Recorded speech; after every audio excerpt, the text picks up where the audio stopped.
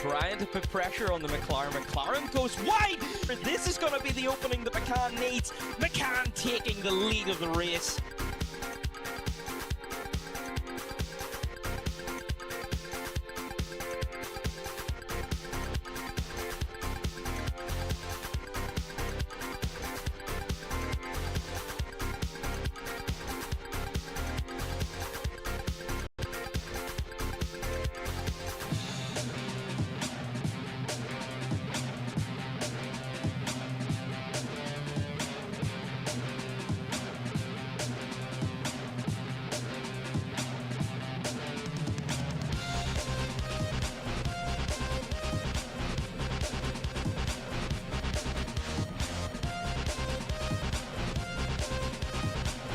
A great start for Jan, and I think a fast start for Webby means that Jan is going to be up to P2 already by turn 1. There's two very fast McLarens who are slipstreaming all the way up the straight. Webby closing the door, but he's got two McLarens on the inside. Are the teammates going to get through this next corner okay? Catching rapidly up to the back of the Ferrari, pull it to the inside. He's gonna have the overlap. Oh, a little dab the brakes there for Riviera. Didn't want to turn in and make contact with the McLaren.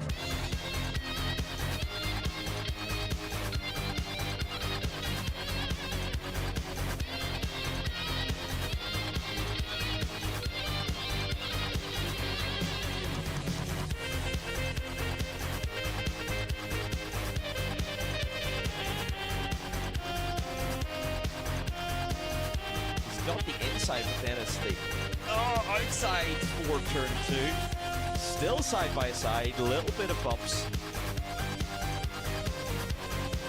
But gets the better exit, but then brakes a little too early. A little bit of a bump there from Boulder.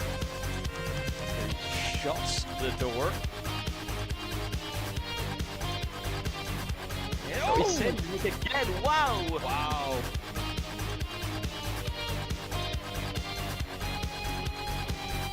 Sinead crosses the line and wins on Zolder. That is 7 of 8 races.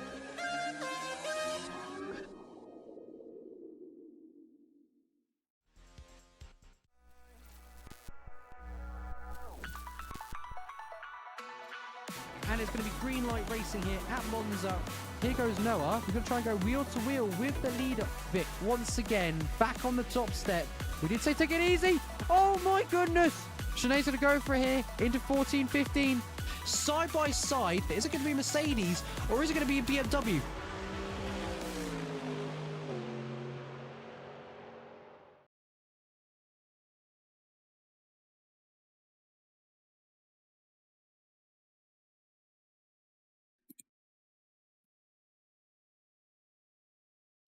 Well, we're back, everyone, ladies and gentlemen, here for Season 15 of the Phoenix Le Mans Series Tier 1. And so it's been a very thrilling Le Mans to kickstart for the second half of the season. We're watching the season quickly drew to a close. We've only got about 3 of these 60-minute races left, and the one that kicks us off here before the grand finale over at Fuji Speedway is Circuit of the Americas. It's the first time ever that we're returning to the North American continent here. Very notorious for having a very great regional endurance scene. Circuit of the Americas, that has been a track here since 2012, has been a staple of American endurance and a new form of it actually since 2013, and the best way to cap us off here at this season thus far. Welcome everyone, my name is Amir Oates, and joining alongside me for the first time ever is co-commentator along with me, Juho Soppinen, who's also been a very well driver as well throughout the Phoenix SimSport series. Welcome along, Juho. Thank you. How are we doing, party people? As Amir said, it has been a very great season here at the Le Mans Ultimate in Phoenix SimSport. But today there's going to be a lot of chances because as I've heard from my ear, there might be a splash of rain coming around in the race. But as said, Texas could be a very unpredictable. Rain is indeed expected. We're getting some word it might be happening over through the race, which means qualifying is going to be all the more important. Probably one of the most strategic masterclasses that will have to be pulled off to make the win here today. But to see how it looks where it's going, we have to look for what happened to the results after coming out from Le Mans. Through the hyperclass, it is Caldell Peterson that now takes the lead ahead of Ryan Ward with the drop round speed, and he now holds onto a 5-point gap ahead of Ryan Ward. The first time Ryan Ward does not lead the championship this time round. Sebastian Bowe over in third, 118 points, still very good for him, especially with this podium streak. And Kenzo Cruchon-Blin, 95 points. He'll be very happy with that, especially after his Le Mans win. Benito Luis over in fifth and Golding with Andrew Targa. It's triple sixes for the Irishman with Maverick Rassenhauer, 753 points. Lorenzo Hendricks to Soto in the top 10 with 39, Neon Negros in 27, and David Cheeky in 26. He's not going to be an appearance here today. Such a shame after the performance that he's had back over Le Mans. In the GT3s, it's Bradley Cater that holds on still to a 5-win streak that also counted, and in fact his drop round was a win as well back in round 1. Ben Ward, best that he can do for second, 107 points. He is clearly the best of the rest. Has to worry about Kevin Rivera behind, 99 points in the BMW there, with Matthew Webb just behind over in fourth. Alex Atelier completes over through a BMW 4, 5, and third, and second, I believe. Actually, no, second, fourth, and fifth for the BMWs there. James Booth in sixth with Odin Sventermeer in seventh for the Porsche. Bruno Castellini, he makes upon his return after his one-round appearance in P2 here today in Texas, with Stuart Brady in ninth and Michael Bartels in 10th. Very exciting standings as we can see here. We're going to slowly come down over to qualifying shortly. We've got about 3 minutes left on the board, but currently it's the highest that we've seen the Toyotas make an appearance, no more than 2, but seems to be doing pretty okay throughout the board. As with just a couple of cars out for on the track. I believe that's Lorenzo Hendricks. He's had a pretty poor showing back over at Le Mans, and hoping to cap it off with fortune favoring his way. Apologies for interrupting you, Leo. No worries. As we see, actually, you are softening, redeeming, take a breath. Did already do that, but of course, today might be a good time to redeem for Lorenzo, as we also see Waters is currently the fastest man on hypercar, but practice doesn't always, guarantee everything. It's the qualifying and the race as well that guarantees who's going to be the fastest, who's the one we're looking out for. As we see Bradley Gator currently P1 in GT3. It has been a pretty hectic season, it seems like, as the man has won at least 5 races in a row, or 6, because there's one dropped result. He's won every single race from the start of the season and has, very clearly come close. In fact, Le Mans has been more or less one of his more comfortable wins after his struggles over at Lusail and in Portimao. He'll be happy to hear that fortunes are sort of turning his way for the British driver, and indeed it looks to be very comfortable for himself as it stands, nearly about 2 full seconds ahead of second place as it stands for practice, ahead of Puerto Rican driver of Kevin Rivera. Definitely been probably one of the best drivers throughout the field, I must say. Yeah, pretty much a pretty great driver. To be fair, a very dominant driver in GT3, and as I look at the standings, I'm pretty surprised to see it's 83 points. But could anyone stop Bradley? To be fair, could it be Rivera or Ward? Who knows? It might happen. As again, there's this splash of rain possibly coming in. But as we said that this weather in Texas is unpredictable as it stands, and who knows, as there's a yellow flag currently on track with 15 to 11 seconds to go as Gator goes back to the pits, as we see Sebastian Bowe, the third place driver in the championship. He's looking quite good, but could it be that he could challenge Kenneth or Ryan for the win today? mean, I think it could be a bit of a possibility. It is going to be pretty hard, but we have seen such advantages from Val before, especially for Maverick saying, "How dare you steer my Cheer P1?" Indeed. Yeah, Val's definitely been very good though. Definitely carrying that Peugeot to places where sometimes it seemed unlikely to at first. I think we had the discussion before. Didn't really benefit at Le Mans because of the wet setup. He was hoping for the rain to happen, and it never really came. And I think it kind of hindered him a bit down upon his quest up front with Kenzo. Kenzo did get a second win for the season. Check if that does indeed drop, and he'll be entering through. Yes, indeed. As we are switching to qualifying as soon as possible, as the drivers have made it back to the pits, escaped back to the pits, in fact, as the checkered flag has fell down. Either way, this will look to be pretty much a very, very exciting race, for sure. Couldn't agree with you more at all, Yuho. Indeed, going to be very exciting to see, especially for what Circuit of the Americas could bring. Very technical track indeed.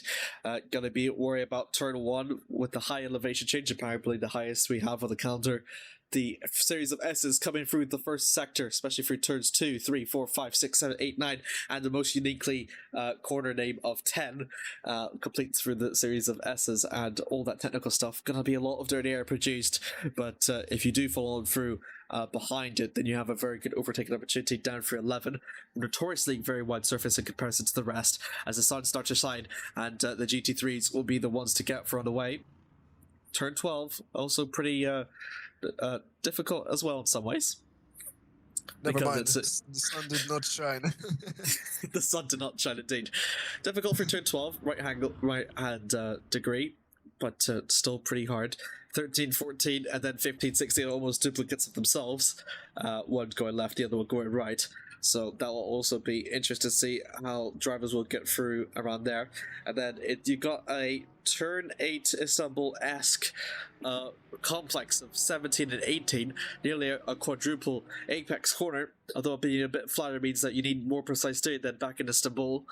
Hard braking zone through 19 and an apex corner of 20, thus completes for the lap of Circuit of the Americas. You've had experience in the Circuit of the Americas, I'm sure, more than I do. What do you think will be the biggest challenge for these drivers? Oh yeah, this is a good question because there's this complex, as you might know. It's like the maggots Beckett's, but with more maggots and Beckett's basically. That's gonna produce a lot of challenge with the drivers as well.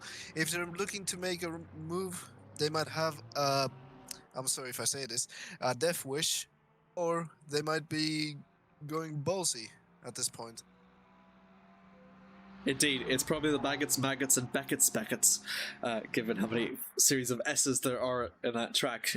Indeed, probably when the track architects thought about how many S's should be put into the sector, Hermetico just went yes and just drew all of them, through as much as he possibly could, and came up with that Frankenstein of first sector. Of course, a bit polarizing. Indeed has seen its own fair share of charm, and gives it a unique identity, unlike we've seen in any other racetrack in the world, let alone America.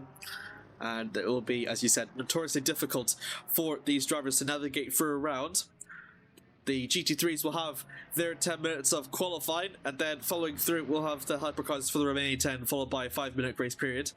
Kevin Rivera X's out through the final corner. A very good qualifying performer, I must say. Let's see how he does. Yes, indeed. I mean, I don't see anything. I'm sorry, Amir. It's okay. There we go. Right on board with him now, going over through turn 1. see what he could possibly do. Has to be hard braking on the zone, nearly about 200 kilometers an hour. Breaks hard through, just about at 70 kilometers an hour. Have to get a very good exit out from the apex there. Swings around through, down through turn 3, and then here we go. The series of S's that we were talking about, Yuho. Very technical, very difficult. Need to keep your car as straight as possibly can. As soon as you go a bit sideways, you have to counteract it, but that's going to cost you very vital seconds. Has to filter onto the throttle just a little bit, not applying as much brake force though, but can't be too hard onto the accelerator, otherwise going to risk losing it for the curb. Out from turn 9, going to be all flat out through 10 here. That was very difficult indeed. Trying to use as much of the curb as possibly can. Hung on to the apex as well to make very hard, very long track surface here. Coming through that hard braking zone onto 11. Good exit out here. Need to maximize what you possibly can. And here we go. We're going to be reaching top speeds here in the GT3s. I'm probably going to max out through onto 5th gear, I believe. See here as the stars shine so brightly as the Aston Martin breaks out through the 6th gear. My apologies, 256 kilometers an hour is the marking zone that he breaks. Down to 1st gear through 60, shortest, the slowest actually, from the series of corners. And here we go, the series of duplicates that we were talking about, Yuho. 13 and 14, and then it switches back around, merges around through 15 and 16. Has to get a wide once again through the apex. Hate it and pick a very good line. Swings round because he has to get it through this turn 8 Istanbul-esque series of corners. A quadruple apex. There's the first 2. Here comes the second 2. He has to try and hold on to it as he can. Sometimes avoiding it might also be a good dividend. And here we go, the final 2 corners around. Both of them having about 180, 90 degrees indeed. Through the final corner. Acute indeed. Good one. Out from the corner. And Kevin Rivera goes across the line. Yes, he goes on to second, setting actually, in my opinion, the first benchmark time with a 209.203, which is a pretty decent lap to be fair. But let's see what can the others do. Even the championship leader in this category as well, as Cater actually goes faster by 1.3 seconds. That's incredible. It's indeed substantial. Ben Ward and Bellman behind. Don't think I've set valid lap times behind them just yet. We're a bit worried for Ward, who is still holds on to his 2nd place very comfortably, and you got to feel as well for Bradley as well. That has to have effectively 1.3 seconds slower traffic ahead of him, means that he could potentially go even faster.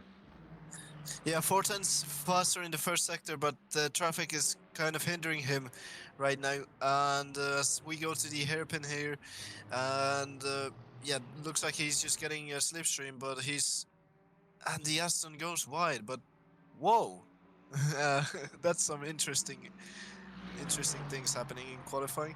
But I think this is just the slipstream tactics from Bradley Cater currently, as I think I see the Aston now has lifted off, decided to say, yeah, no, I'm not running a championship leaders lap at this point, as he goes 1 time faster in the 2nd sector. These sectors are pretty vital for him, as we see he's currently up on his delta 6 tenths, but it can go wrong at these corners. Here's the double right-hander or something like that, if I remember right. Double right-hander here, or oh my goodness me, I forgot most of the track. As I see through the last 2 corners here. Here comes Bradley Cater. Here, last corner. Can he perfect the lap much more? And as we go through the start-finish line, and he does improve. He does actually, but it's not. Oh, Ward response. Ward's managed to finally put in a valid lap, and that is 1.5 seconds. Displaces Kevin Rivera by 4 tenths to snatch up to P2. I think Bellman is still waiting to cross the line. Let's see what he can do to put his Corvette through up onto the field. The Canadian does only it. 4th.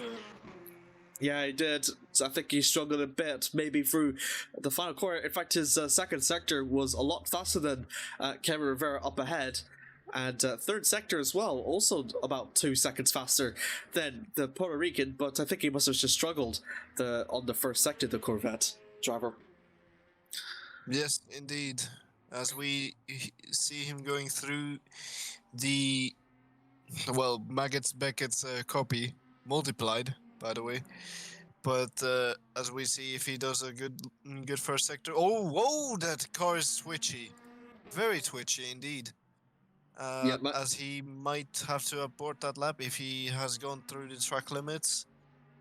But it seems like he's gonna continue. Bradley Cater is into the pits. I've just realized he's I think he's called a done deal. 2 minutes left to go here for the GT3s. I think that will be all the 5 cars for the GT3s more or less done. I think it's the shortest car grid that we've had in the GT3s thus far in quite a while at least. But yeah, no one can really seem to challenge Bradley, it seems, for the time being. Ben Wart will do what he can to mitigate through that gap. Although, is it going to be enough? He has got to worry about Kevin Rivera behind. They're both effectively fighting for the same sort of track position. As here comes that right-hander that we were talking about through 17 and 18. 22 goes. Has to keep hold of it. Oh, as we see, there's a Aston Martin behind him. But also, it doesn't seem like he hasn't set any second sector. He might have, invalidated the lap as Kevin Rivera rounds out the Andretti and goes Rivera up to proves. second place.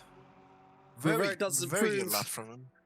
He did, but again, the pressure of having to fight for the same track surface says Ben Wart must have think that if he could probably have gone even faster. Because that 17-18 produces such a vast amount of dirty air that these GT3s have got no choice but to lift up the throttle. It could be better improvements indeed for Kevin. Samuel Bennell, I think, will exit out through the final corner. Any more improvements that we can see from him? He's No, he's the first corner. He's going for the first corner, along with Brian Sorry, Max I can't indeed. see anything right now. Kevin Rivera into the pits, so that will be qualifying, I believe, over and done with for the GT3s. We'll have a short 5-minute grace period. And Bradley Caters, it seems to be a very strong qualifying performance for him. 1.3 seconds ahead of the Puerto Rican in second. And Ben Wart, the man in second, could be seen a bit of trouble as we saw a yellow flag very briefly. Samuel Bellman into the pits now. And that is the 15 minutes over and done with. Yes, indeed. As the qualifying seemed to be Caters again, as Rivera banked in a very good lap, as you can see, as Wart is going through another lap, at least. Here we go, going now through the double right-hander right here. I think I'll just call it slingshot at this point. It's kind of like that, to be fair. I'll just call it the right-handed turn 8 because it is effectively turn 8 indeed. 19 Ben Wart goes. It is yellow on the 2 deltas though, so it doesn't really have much of benefit to be going through the final corner at least. But he will still give it a try. Yeah, it's not actually. Yeah, that's an improvement. It's kind of confusing, but yeah, a very good improvement from him, at least. But good effort to try to catch up to Rivera, but just by 19 milliseconds, missed out on second. But there's a fun fact about this track as well. Before we go to Hypercar Quali, there's a fun fact about this track. It barely has corner names. To be fair, it just has the first corner and the last corner, as the first corner's name is Big Red. I don't know why. And the last corner is named the Andretti, basically, I guess honoring the Andretti name. The Dandretti, indeed.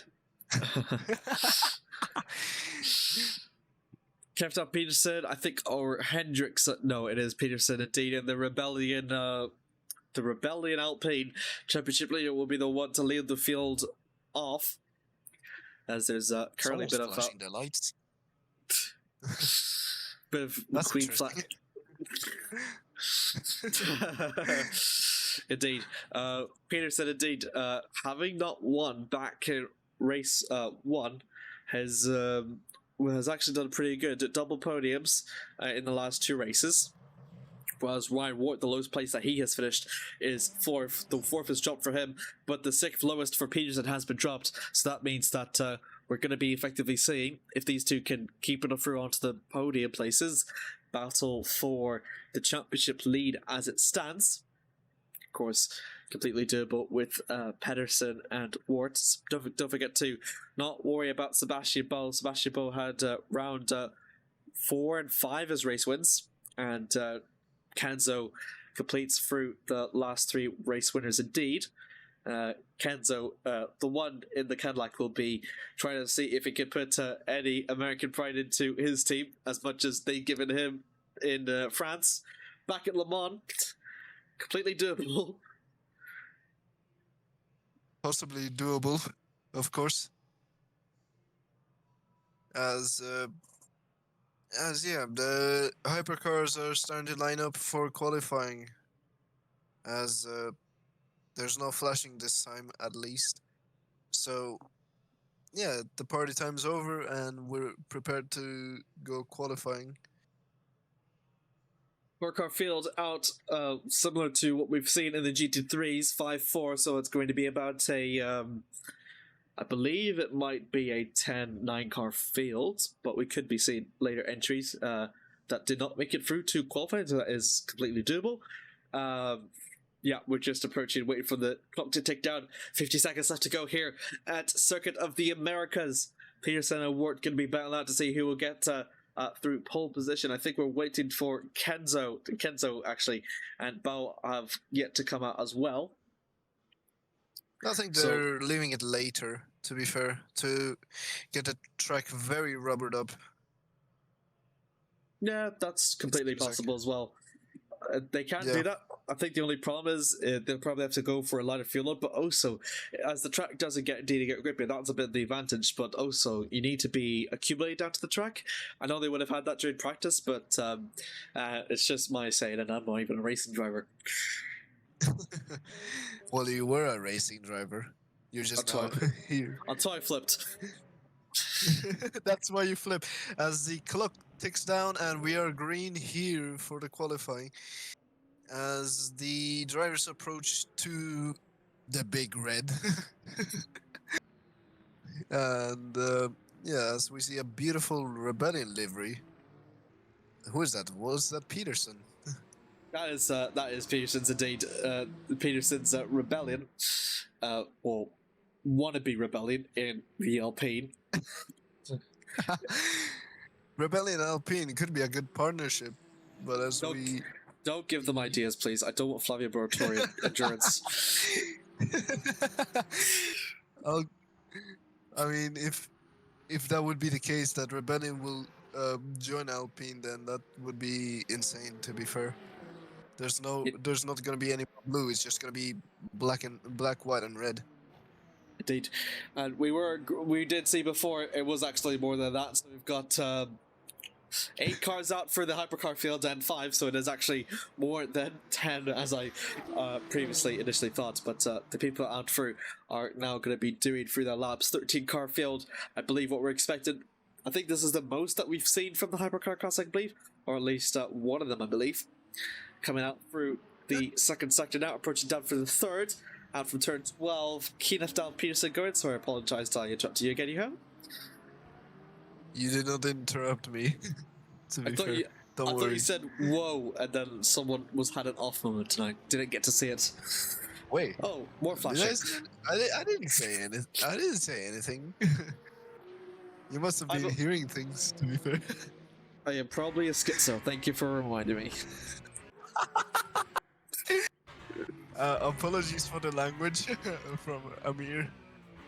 But anyways, as Peterson rounds out the Andretti, and is about to start his lap with the beautiful Rebellion hypercar, Rebellion Alpine hypercar, as we go through 270 kilometers per hour. Oh my goodness, that seemed to be a slide, but I guess he's just overdriving the car currently. As we round through the Now here comes the SS here. This one's gonna be a tough one, as pretty interesting steering angles. To be fair, I reckon that it's gonna give him understeer, but no, he's controlling it very well. To be fair, Good lord. exactly. Good lord. I mean, Kev needs to be a bit more smoother on through the steering, because if he's going to steer like that for the 60 minutes, could be a bit of pandemonium, but he is definitely throwing his Alpine as much as he possibly can, down for the hard braking zone, onto turn 12. I think he takes too much curb there. I think it was almost airborne a bit for the time being. Out from the exit, longest part for the straight now, out from 11 and 12. 12 is going to be pretty hard down through a near 90-degree left hand, and now how late is he going to do it? Nearly 300 kilometers an hour through the Alpine, brings very hard and has to try and hit for the apex, and then set out pretty good, swings round, no time to waste, out from 13 and 14 they go. The duplicates also happens around, mirrored around this time for the right-hander, has to swing round, has to take an earlier apex and then hit for the late one, down for turn 16. Does he hit it? He does hit it just a bit, from the good exit, swings back round, swims out through 17 and 18, keeps it out for the middle of the track, and then hits it once again. Has to try and hit those double apexes at least out of 17 and 18. Breaks hard out for 19. Good, didn't eat too much apex as he did back from 11. Could be looking for a pretty good lap there. For Kevin Pedersen out from the final corner through 28 goes. What is it going to be on the timing board?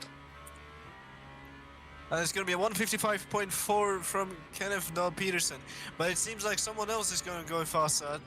As we gotta switch the cameras, we gotta see who's out front. It's Waters in front now, as Kenneth, whatever floats your boat, you're steering a lot right there, my friend, as he does go for another attack lap here through the swinging sections, as Kenzo takes a provisional pole from Waters, and yeah, wow. Already we're getting a lot of action here, as Kenzo seems to goes to pits at this point, as we see Ryan Ward here. He's currently gone purple in the first sector, as going through the hairpin there and going through the straight, and there's a yellow flag ahead. Who is that? But looks like Ward is taking the slipstream of one of the Alpines, and that's Taggart with purple sector. Taggart is 3 thousandths quicker than his teammate Ryan Wart. I'm absolutely impressed, because I've never seen Andrew Taggart get a purple sector in anything in my life, and this could be pretty good for the Irishman. Whoa, what a tank slapper there from the exit. Let's see how Ryan Wart does. He's approaching through the final second sector. He might be able to take pole position at this rate. Yeah, at this rate, going through the slingshot here, as Ryan Vort is going through the last two corners through 19, and then he's gonna go through 20/the Andretti, and going through the line. Is it gonna be a provisional pole, or is it gonna be anything else? Yes, it is by 5/10. Wow, that was a lap from Ryan Ward. Holy moly, that was incredibly impressive. But Andrew Taggart that had the fastest on the first sector, even faster than his teammate. The best that he could do is fourth. But this is going to be pretty promising indeed for the Irishman, and places from Waters and Hendricks, the two Toyotas, in third and fifth. Good news for them that they're sort of showing pace again. But dreadful news for Pedersen, though. The championship leader is lingering in sixth. Yeah. I don't know what's going on to Kenneth, but he's just lingering down to sixth right now, as the number one of the Alpine is, oh my goodness me, bouncing a lot. And as we go through the hairpin right here and going through the straight, which hits at least 270 kilometers per hour, if I'm right or wrong, again, he is not doing good currently in the first sector. He's just 2 tenths shy of Ward. As we go through the really tricky 90-degree or almost 93-degree section. Oh my goodness, I'm losing my voice. Apologies for that. As we go through a double right-hander, as he will take a late apex here, trying something new possibly at some point. But now we go through the slingshot, as I call it, the double right-hander right here. He might. No, there's no time on the second sector. I think he has invalidated his lap. I think. I think he might have as Seems well. That's pretty unfortunate. Through the final corner he goes. Just flickering around with a bit of the camera controls. Did invalidate through the second sector. That's not much that Kenneth can do. Actually, he's Waters goes relegated. faster. What? Wow! Where'd that come from? That came from out of nowhere. It's like out of water.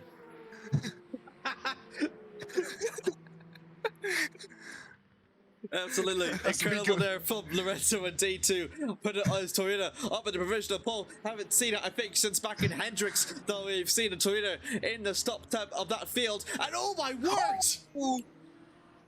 And he manages to avoid the barriers, but that will cost him a lot, as this could have been his final lap, or his in lap at least, to be fair. Now he's stuck there and there's yellow flags. He's escaped back to the pits, but there's no time to get another lap in, as it seems like, for Sebastian Waters. And Ryan Ward, he's not improving. He's 2 cents slower on the first sector. As we go through the double right. Oh my goodness, never mind. Take my words back. He's flying at the moment. He just realized that, yeah, no, I'm not letting Waters take my pole position away. As we go through the so-called slingshot, quotes, by the way, this will look like that Ryan Ward might take pole, but we gotta see the 2 last corners. Needs to find 3 thousandths. He just needs to find 3 thousandths of a second through the final corner, and then he could possibly take pole position here at Circuit of the Americas. Is he going to do it? Is he going to do it? Crosses the line. He does do it, and that's an incredible lap from Ryan Ward. 3/10 faster. Oh my goodness me! Wow, what a lap from Ryan Ward, as Kenzo is improving right now through the first sector, but we got to see the second sector as well. I believe that Kenzo could also take pole here. He's challenging for it, as it seems like. As we go through the hairpin and as we go through the long straight, a little bit of a twitch there from Kenzo, as we're gonna go through 270 kilometers per hour or more than that with 7th gear, as we go through 12 here, the 90-degree or quote something. Oh Something's dear, Andrew disappeared. Taggart's off. Andrew Taggart is off. Harrison, I think, still might be the only one left to try and set a bad lap time. I have to check back over to Kenzo, though. He's giving it his all in that Cadillac. Can he do anything to get a pole position? Here, it'll be absolutely magical to put the American manufacturer through the top set of the podium. The third sector he goes. Just the final 2 corners left. Can the Frenchman do it? Has to see. 42.920. That is faster than Warner's time, but still slower than that. But it was a storm of a lap on the first sector. 31.1. Can he do anything through the final corner? A bit wide, but let's see. Gonna go across the line. What's it going to be? No, it's not gonna happen. It's not gonna happen. Oh no! He might have gotten it invalidated in the last 2 corners, as Lorenzo Hendricks, first sector fastest, but 9/10 slower. I think qualified might be over with. Patterson will go across the line. Is he going to? Patterson will come across the line, but it's not gonna be much better. Bro! Whoa! Whoa! What a tank slapper for him, as he doesn't improve, he just aborts the lap. Lorenzo Hendricks will come across the line. He's aborted his lap as well. The pit was there, Hendricks. Wow, qualified is over and done with, and wow, what a race that was, and well, a session, a session indeed, and a fantastic session that it was. Here we go for the results as it stands. Ryan Wart, phenomenal from him to take through pole position here. A really important one, especially in his championship pursuits against Kenneth Pearson. Sebastian Waters brings the Toyota up into pace for second, with Kenzo Crucial Blin up in third. He's been pretty good, but that's still the best that he can do. Has to worry about Andrew Taggart following through behind. In fourth, Lorenzo Hendricks in fifth, a Toyota 2.5, with Sebastian Bolasol Peugeot in sixth. Kenneth Dahl Peterson is over in seventh, the Sol Alpine this time round, and Amori Amar completes over through the hypercar class. Bradley Cater, meanwhile, in the Lexus, takes another pole position up in there with Kevin Rivera completes over through the Aston Martin. Over in second. Ben Ward is the highest place for the BMWs in third, with Samuel Bellman. Very good there for a Cadillac. It's a Cadillac 3-4 in their respective classes, and with Brian Mass over in fifth for BMW. Sebastian Schoenfield Sebastian Schoenfield, Matt Webb, and all the others down the field do not make their appearances here through today in qualifying. Yep. As it was a very great qualifying. I thought Kenzo was gonna take pole, to be fair, but unfortunately in the last sector, as hello Brian Garcia in the chat, as we are gonna go through the race for sure, if I remember right, or is there gonna be warm up? Question is there's not. No, there won't be warm-ups here for today, but that is the setup. Is the thing set up here. Just before we go over down through to the race now, quick overlook for the Acetec Sim Sports 5% discount. Use that Facebook Sim Sport at checkout for discount. Thank you very much to them for allowing us to sponsor throughout this series here at Le Mans, and also throughout our various disciplines as well. And we're going to look down through finally over to the starting over of today's race.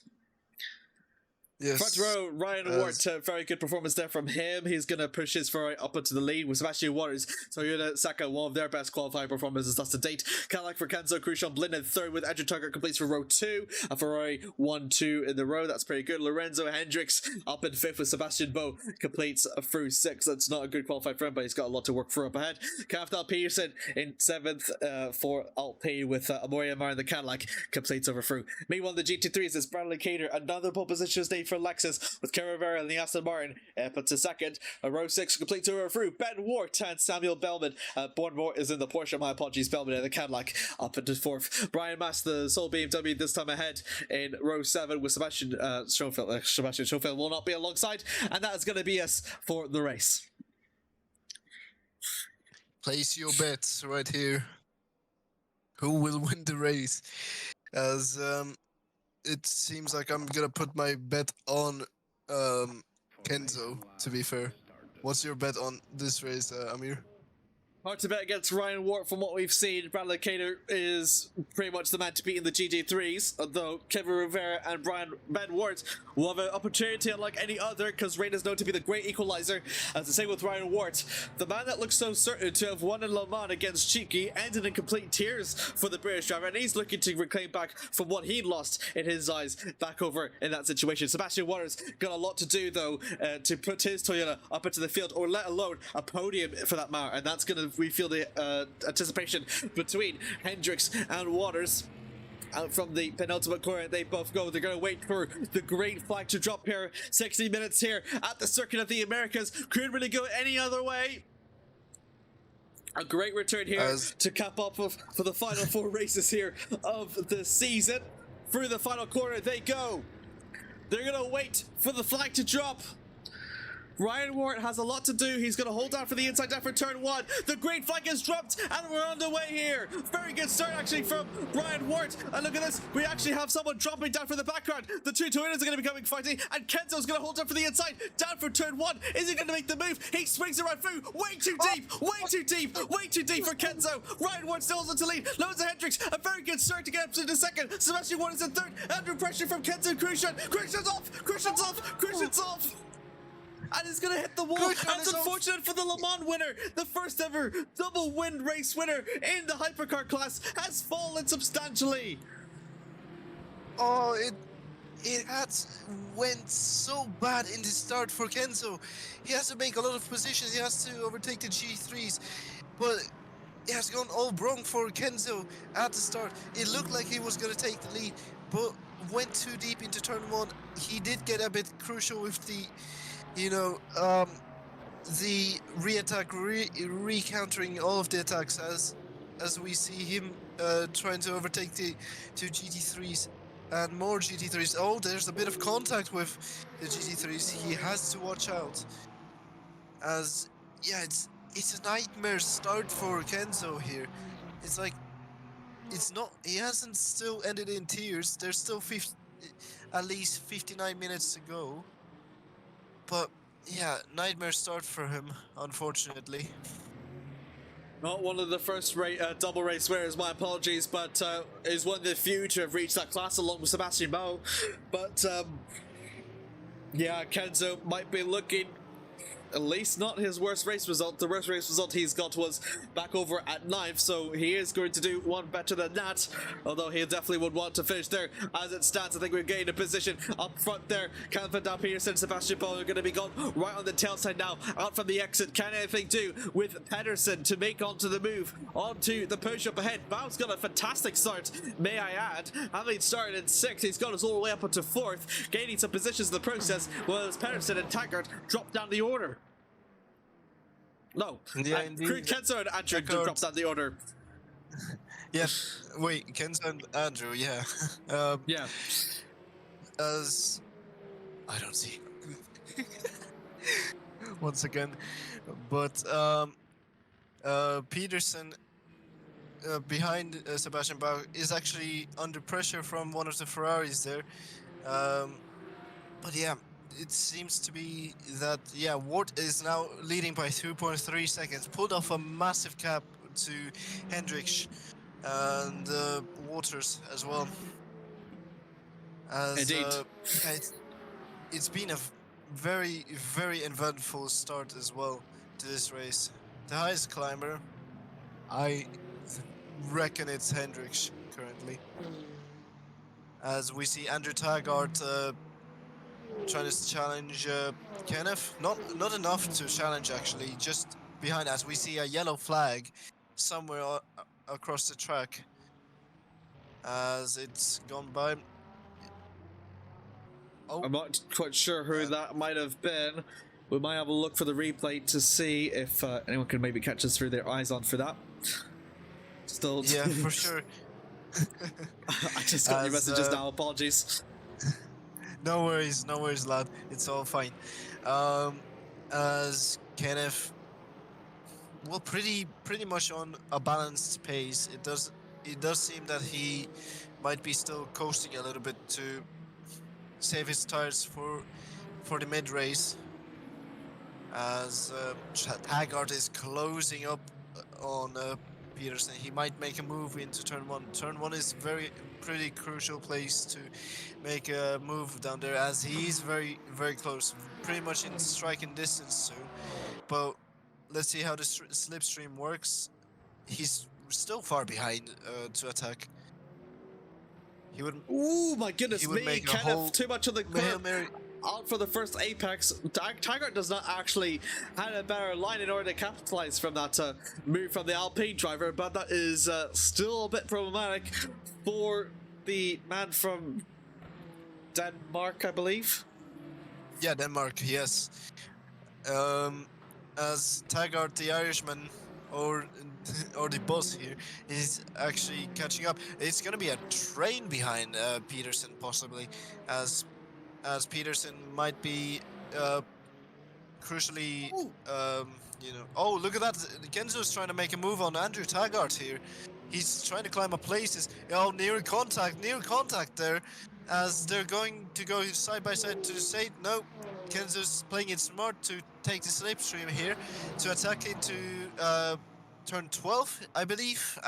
Yeah, turn 12, as Kenzo's going to go side by side with Andrew Taggart here, and does he make the move? Yes, he does. He's ahead, and Peterson has gone wide.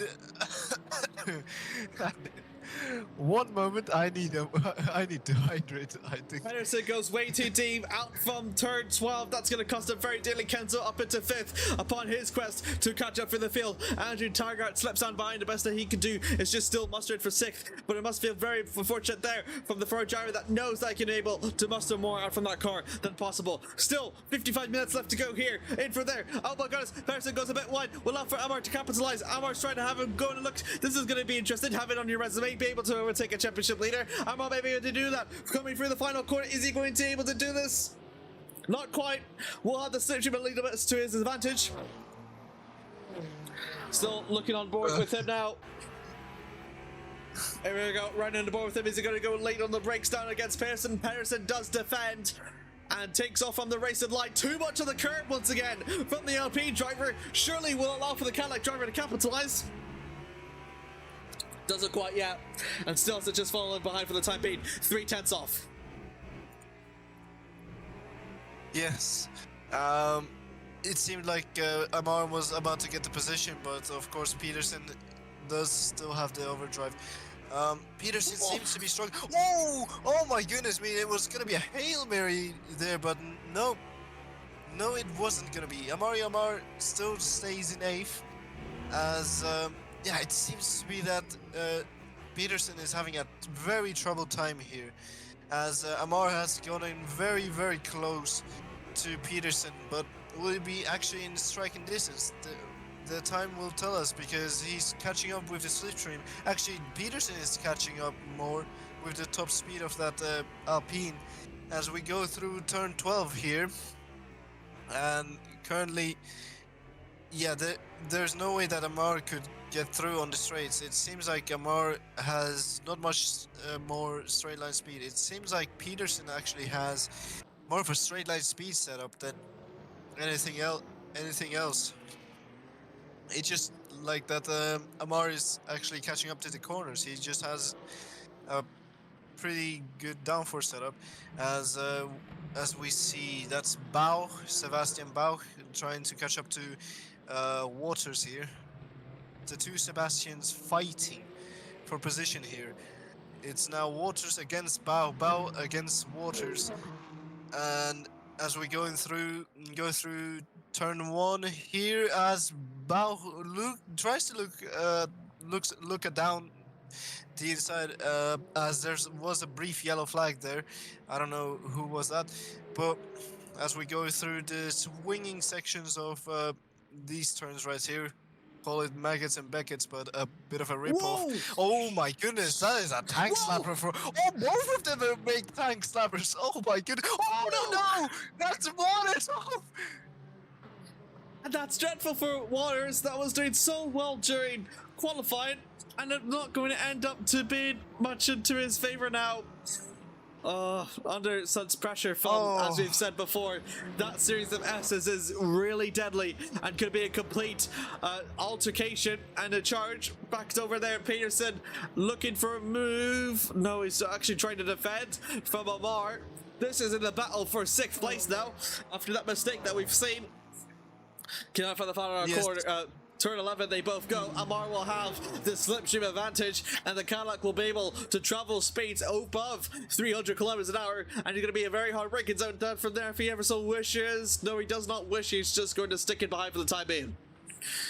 Yeah, pretty smart for Amar as we go through the double right-hander, the first double right-hander actually, in my opinion. And yeah, Amar is catching through the corners. Oh, Kenneth is just having trouble with the corners here. He's just under pressure by Amar. Amar's trying to pressure him to make a mistake here as we go through the second double right-hander and go through the section. Oh my goodness, they're gonna go side by side. No, they're not gonna go side by side. It was gonna be a brief side by side moment as going through turn 20 now, the Andretti. Amar is in striking distance of Kenneth. Kenneth might have to defend here if he wants to actually still stay in 6th, but I think he should play it smart and let Amar go if he's faster. I think through the pit stop, the strategy is very you know, very powerful in this track, to be fair. Mostly the undercuts or or overcut. As yeah, I think I just saw a bit of twitching there from Mar, but maybe it's just me. Oh, never mind. Oh, actually, oh my goodness, it's confusing with the cameras as well sometimes. But I think yeah, okay, my eyes don't lie. He's actually twitching a lot. He's lost a bit of ground there to Peterson with the dirty air going through the corners here. Almost a full second from that first sector. Indeed, he has lost that ground to Patterson up ahead. Patterson still holds up to 6 for the time being, and with that breathing room at least in hand, Patterson can now try to focus his eyes to catch up to Taggart now. He's about within the same distance between the car that he's managed to muster behind. Watchers is not really catching up that fast. He's going to do his best and trying to push the Toyota as far up as he possibly can. Although you must feel with that a bit of a tank slapper, it's quite devastating indeed. But the way as it stands, Sebastian Boe is looking, of course, to be his 4th podium in a row. Starting off with the 2 race wins at Portimao and Lusail, and 2nd place in Le Mans. Capped off with the 3rd place is quite a nice way to enter yourself into the championship picture. Of course, with the couple races to go, it is completely doable in the Jamaican's favour to make up that ground indeed. Christian Blin has been able to benefit a bit, having what as we've seen earlier. For qualifying, and Kenneth Peterson my goodness, that out is from a turn tank 20. slapper. It is a huge tank slapper. That's lost the momentum just a little bit, and Waters is just gently whoops. Is that Amar? It is Amar. Amar is the one Yeah, with the it tank is Amar. slapper. Patterson not with the tank slapper. My apologies. Oh that my was goodness! Another tank slapper from Amar. As Peterson, I'm sorry to cut in here, but Peterson is trying to catch up to Andrew. But the thing is, with these sections of the track, Peterson might struggle with the dirty air going through these corners, but he is catching very much to Andrew Taggart here as we go through the left-hander and the small straight here. As yeah, it seems it's been an eventful first few laps there, Amir. Yeah, looking back through, I think we did have the retirement indeed in Mass. He's going to be the first retirement thus far in the game. We'll have a look for the replay to see what has happened here between himself. Let's see Yeah, what happened it's to a- Mass here. Oh my! Give it a ball. Apologies, the TV director is having a issue. Yeah, it happens. It happens. Don't worry. Technical Hey. difficulties. As we see Mass, it's all fine here. Just a bit more forward, possibly. We will see what happened. Oh, he goes wide here. He just cuts the corner. Oh, it's a disconnection for Mass here.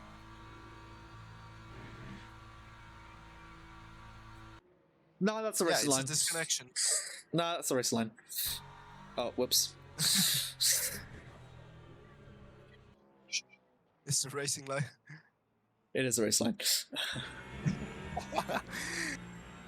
As we see another yellow flag, it seems to be somewhere. Well, to be fair, I actually don't know where it is, unfortunately.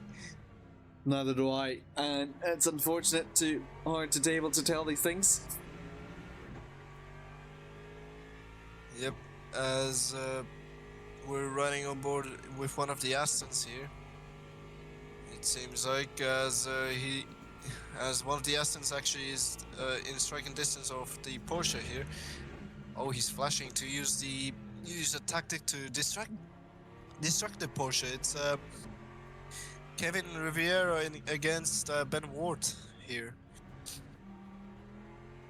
Rivera doing pretty good to hold on to maybe second place. Ben Ward, they're both pretty much best of the rest from Carp ahead and Bradley Cater.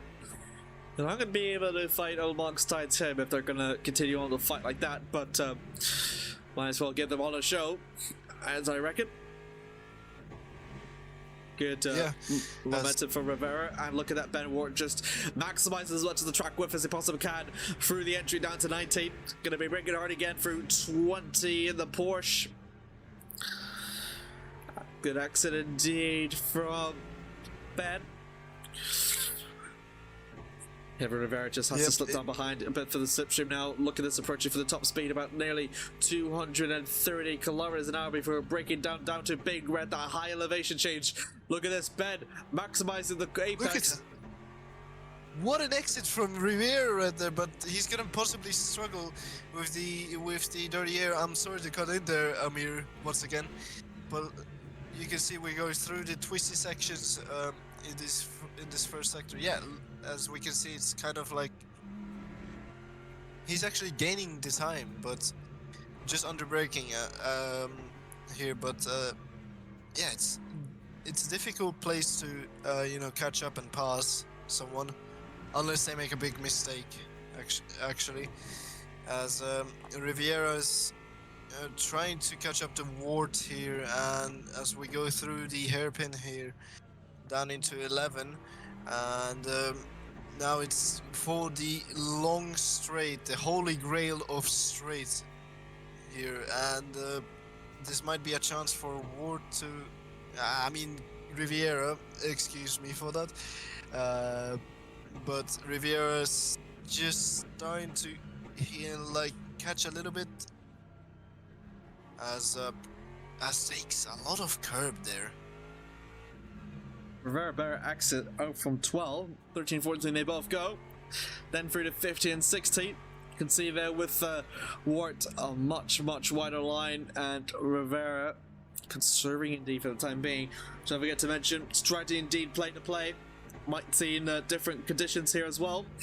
Coming through with the class leaders, Ward and Cater as it still stands. There you go, flashing again. We see from Rivera, and that's the hypercar from Ben's brother of Ryan, and they both need to make their way through. This is again where we've seen lapped traffic play a bit of a hindrance or a play into battles up ahead, and still going to be going on through once again. 3/10 between Rivera and Wart. Is there anything Rivera can do against Wart? Let's have a look. He's going to look over through the inside, down for turn 1. Is he going to try to commit to it? No, he doesn't. Fills him behind for the time being. Ward covers it beautifully. Very good spatial awareness from Ward, and it's good from Riviera to actually back off from that move, because it would have been a holy grail of send right there. As we get another camera, as we see there's lap traffic coming through, one of the Toyotas going through. It's a big like play here, when you gotta play safe with the traffic as well. But do keep in mind that the hypercars might sometimes dive bomb, but if in a desperate moment, at least, as Bao has catch up to Lorenzo Hendricks. Yeah, we're seeing here how the lap GT3's benefits a fight, or can even muster a fight here. Hendricks having to worry throughout all along. It's going to be exactly the same duel that we've seen back in Portimao between these two. It ended in tears for Hendricks. Is there going to be any redemption for him whatsoever? Can Bao make it to a podium? Swings through for the inside, down for turn 12. The Persian driver goes. I think he might be a bit off track. He is. Has to try and give the position back as it was way off. And Hendricks trying to get back. It doesn't going to quite work. He's flashing to try and let him through. And Sebastian will indeed let it back through. Wow, that was a great attempt from Bauch, but it unfortunately went wrong for him, and in the end he had to give that place back to Lorenzo. But that was a great attempt from Sebastian, though. It was a lot more risky to send it down the inside. But to be fair, it's a racing driver's mind. Like, you feel like you have to attack and try to make a play here in the championship as well. As we see Kenzo going through as well. Kenzo's come back very nicely, as he's catching up to the two guys right here, Lorenzo and Sebastian. But thing with Lorenzo is that Lorenzo still holds the second fastest, third fastest of this. In fact, only Andrew Taggart and Amari Amar have done it better. think we've seen Andrew Taggart fall back down, I believe, and Pedersen improves up ahead. In fact, what? Oh my goodness me, that was someone off. Was that Rivera? someone was That might have been Rivera. possibly could have been Rivera. Rivera's dropped down a lot actually from this lap traffic, and glad for Ben Ward to capitalise. I think we were seeing a fight in between Waters and Amori. I think for the time being, tension back up to the front. No, here we go. Sebastian Boas is going to have a one-over attempt now against Lorenzo Hendricks. Is it going to do? Hendricks able to respond, holds in front for the inside now, and the Jamaican's going to look for the outside now, and Hendricks is going to be able to park it for the apex. Bit twitchy on the exit. That will allow for Bao to swing round from the outside, coming for turn 13. He doesn't. He's going to try and look for the switchback. Hendricks has to try and hold it on to the inside line. He does so and still holds on to second. Very beautiful play from Hendricks, actually. Oh, never mind. He's gone wide there. Lorenzo Hendricks has gone wide there. This allows Sebastian Bao to catch up to him as we go through this slingshot here, and through 19 here as Bao seems to catch up very much. Yeah, he does catch up. Very good exit from through 20. He does have a look down the inside, but this is all to play for here. Slipstream game is on hand for Sebastian Bao as we go through the start-finish straight, going through the first corner. Pretty good braking there from Sebastian Bao. But Hendricks does keep the position, unless he does make a little bit of a twitchy mistake there that allows Bao. Oh no! Don't go side by side there. That's a bit dangerous right there, lads. As Bao did back off and still keeps third, and Lorenzo keeps second. But it's not over yet because this could come into play here onto this straight here. Through 10 we go, and then we go through 11 as Bao goes down the inside of Lorenzo Hendricks. There's a bit of contact, yeah, forces Lorenzo off the track, says have a bit of that. Lorenzo says that was naughty, get out of here, but never mind.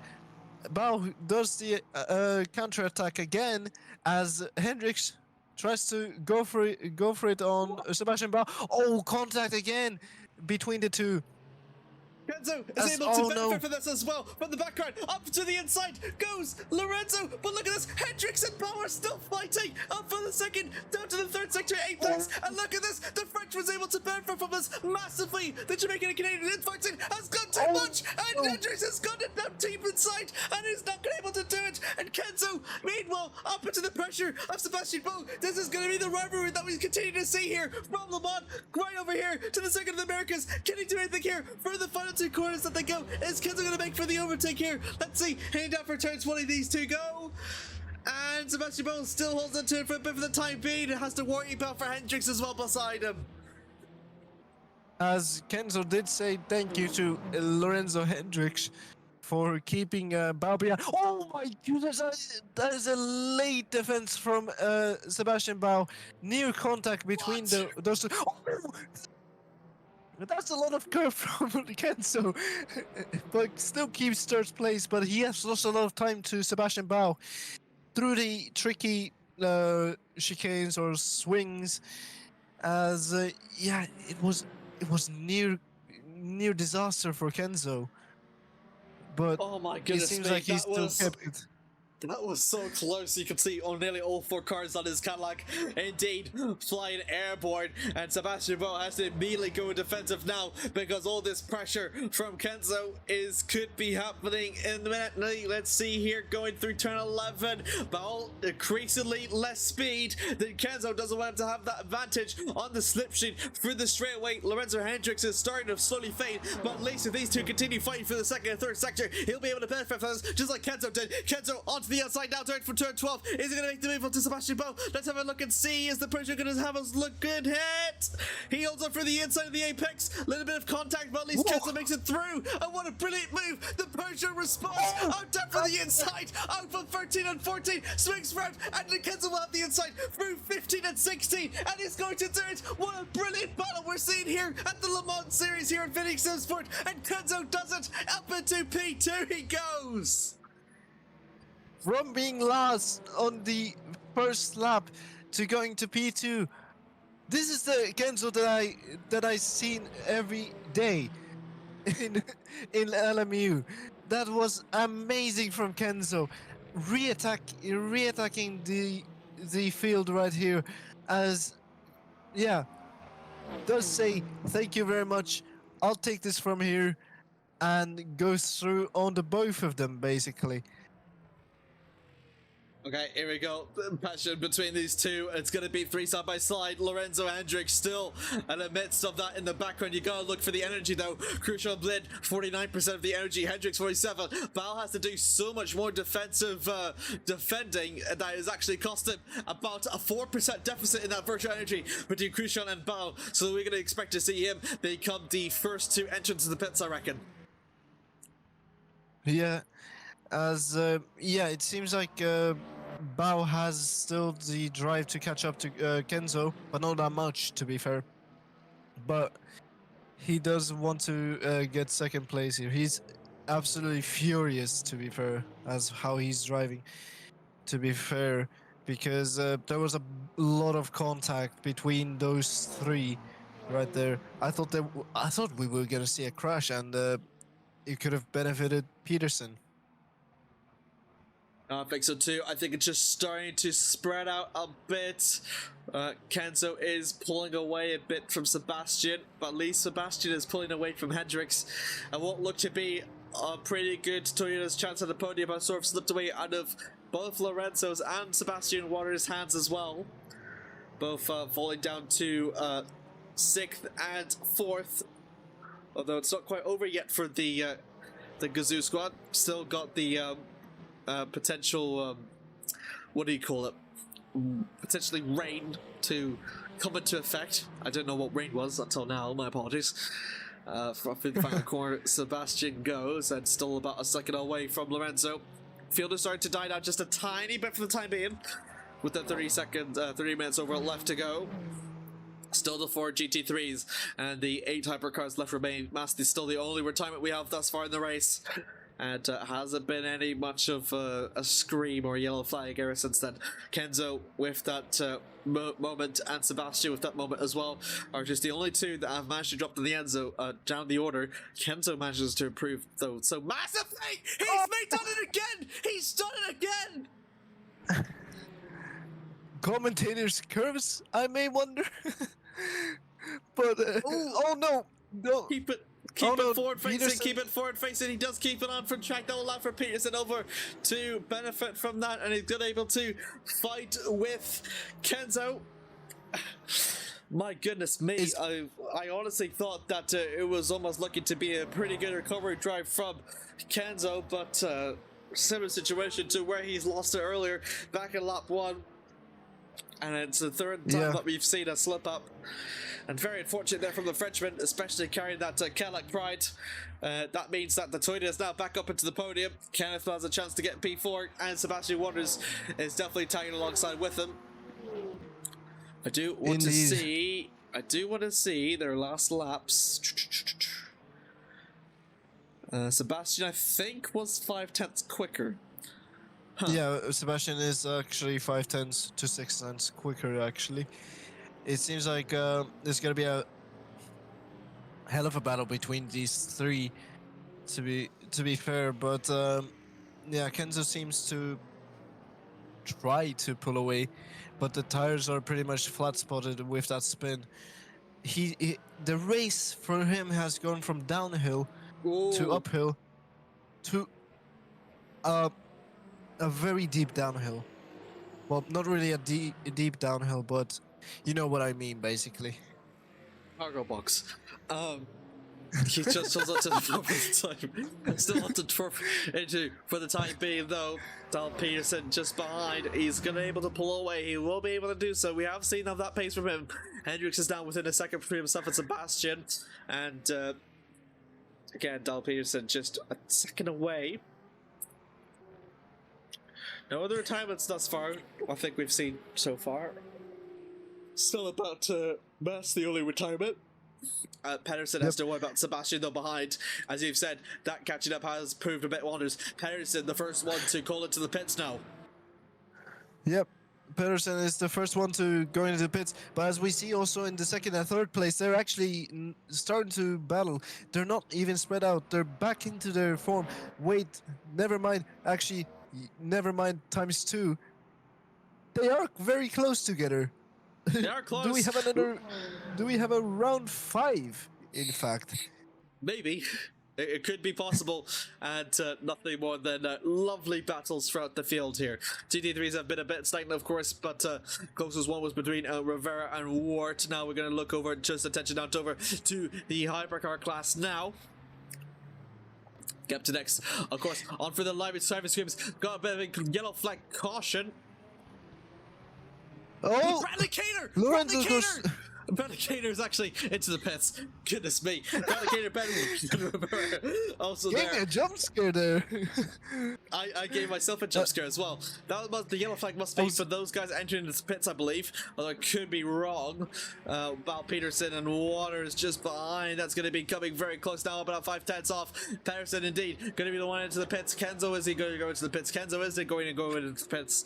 Will Waters also go into the pits? Is it going to be a 3-car way into the pits? No, he's not. He's not going to be going into the pits. He's going to be trying to look good up and try to very close from the exit. This is where, as we said, strategy plays a hand. Ryan Ward, Sebastian Bell also into the pits. Laura Hendricks is the one leading. There's Bellman also into the pits. Rivera into the pits, and Warren Cater made their scheduled pit stop. So that's going to be all the GT3s all done for that in the time being. Andrew Taggart himself is also going to go into the pits along with Amoria Bar. So Lorenzo Hendricks is the only one that's staying off for the time being. Bo actually missed like some centimeters of his pit box. Actually, that's why he had to kind of reverse. Or never mind, he chose reverse gear. I think, if I'm right or wrong, but might be just me, might be just anyone else also, or might be just the game kind of bugging out. As yeah, Hendricks is gonna extend his strategy a little bit more than the others actually, as we see Taggart, Kenzo, Amar, they're the ones in the pits, but it's gonna be a massive queue behind Taggart here. He might have jumped. Yeah, he might have jumped Kenzo there. He did jump Kenzo, and that's good for him. Unfortunate for Kenzo. I think Kenzo must have been repairing a bit of damage or that he got, or maybe a tire change combat, of course. That could play in hand. Gonna keep an eye out for Lorenzo and Sebastian. Tricks. That was a massive scare, but Excellent. well held right there. Yeah, that was a tank slapper and a half there from Lorenzo. Sebastian having a tank slapper himself. Are they're different? I was going to say if there aren't different livers, I would cry, but they aren't. There are not. Yeah. Jesus, words, words. Sebastian's in into the pits, but Lorenzo's still on out. Classic Amirisms, basically, right there. He's not going in. He hasn't scheduled his pit stop. Is that going to cost him time? I wonder. No, he has scheduled it now. But let's see with Hendricks and Waters what they could do for the Toyotas. And Gills are keeping an eye out for Wart. Indeed, he's going to be able to take full advantage of that fresh tires. Brief yellow? Yellow flags. Yeah, there was a brief yellow flag, actually. If there was full course yellows, we'd be seeing a lot of them, to be fair. Oh, safety car. Hendrickson, Sebastian Water comes out. Sebastian Water's actually jumped Ryan Wart though. What? He's jumped him. He's jumped him. Waters has jumped Ryan Wart. Did you just? Were you just scaring me? No, he's jumped him. Like he's beaten him. Lad, there's 0 pit stop with Waters. I thought he went into the pit stops. Oh well. Then he's. The I second swear- Amirisms. I swear I thought he went to the pits. I could be wrong. There's no way he lost like 20 seconds from himself to Wart. I could be wrong. It could be an interface thing because we had that problem before with Andrew Taggart. But Don't quote me on it. We'll have to see until later in the race. Oh my goodness me. I think that was Ryan a bit off. Sebastian, Oh! yeah, having to counter for that. Actually, there's an easy way to tell this. Some virtual energy. Side by side. Look at this. Oh, Smoke coming out. That's smoke coming out the edge. Rain! It is rain! It's That's why. rain! Ladies and gentlemen, there's rain right here. We thought it was smoke coming from the engine, inside. but Oh. oh my goodness, Waters keeps it on track. But now it's the rain Waters coming is to on- the hands. Yeah, he has not pitted. You're right, he has not pitted because he's still on the dry copper. Everyone else has switched over to the wets. He is struggling massively. If he was on the dries, it would not have been ideal. Would have been a Ferrari strategy, which is ironic because they're actually competent here at Le Mans. Through the inside of 17-18 that Sebastian watches go. No, Whoa. Ryan Waters goes. You can just see a bit of the struggle that he's starting to have, and Waters indeed has to make that scheduled pit stop, but that'll allow for Lorenzo Hendricks. My apologies, viewers, for that scare. Up into third. He'll jump up Yep. into second. Oh, contact with the wall.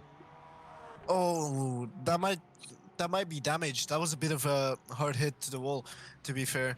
As yeah, Waters goes into the pits, but rain. We did not see the drops, but now we know that it's raining out there, in most of the part of the track.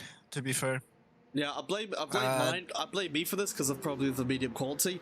But Waters goes into the pits. Waters goes into the pits, and it is watering down Sebastian Bow onto the back of Hendricks. It's now going to enter into the wet stages here, and Sebastian is now going to be very happy that he has brought his wet setup with him around this time.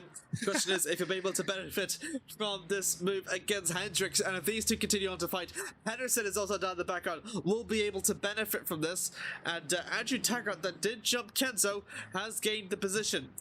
Sebastian Waters will X out through the pits though in P7, just ahead of Amar, I believe.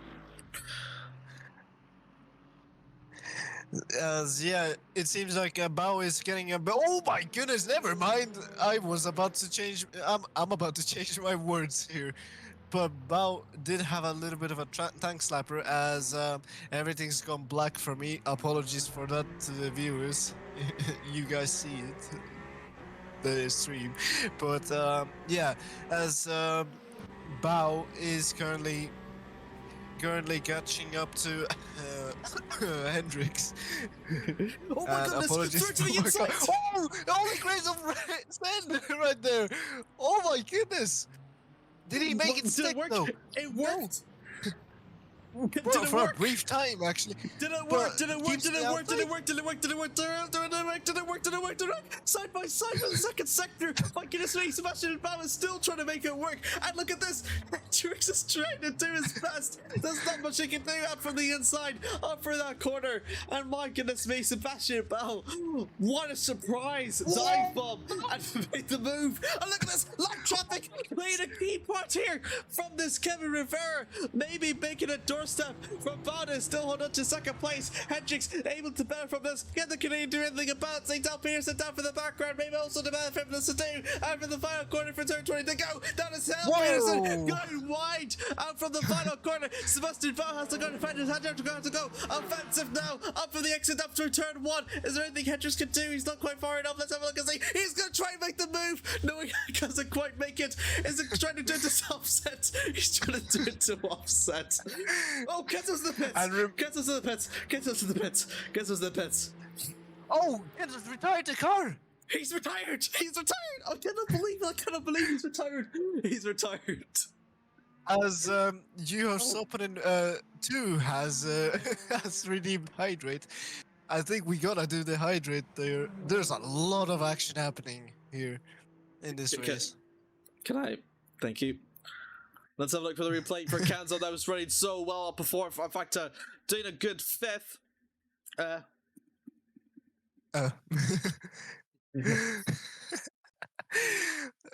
This has been a very, very eventful race. Apologies for Whoa. our people with epilepsy. Oh my goodness, ladies and gentlemen, what has happened in this race? It happens, it happens, it happens. Don't worry about it. I am worried about it. There Me we go. too. Me too, lad. There we go. For Alright. the replay. As we see Kenzo um, going through the long straight here. He did have wet tires on. Yes, he has had wet tires on. But let's see what happened to Kenzo here, going through the long straight here, going through 12. Did he have a mishap there? I think so. Oh, It's turning. He's turning left while going right. Oh yeah, he spins and does do a bit of a donut there. But he does go to the pits and retire, it seems like, at this point. As he does go to the pits and retires the car. He said, "Yeah, no way.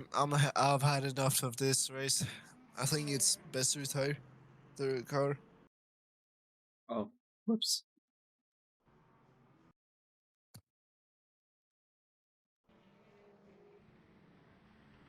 As we're back in the live events and a bit of a moment there, but Hendrix is still keeping up with Bauch.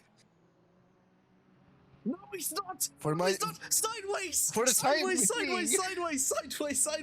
Go Sebastian Bull. Lance for Lenzer Hendricks to get back P2 and Kenneth L. Peterson, the championship leader, up into third. And it's disastrous for Sebastian Bull. As it seems like, oh, that's a GT3. I thought it was Andrew Taggart catching up to Bao, but yeah, it has gone bad to worse to Bao right here, ladies and gentlemen.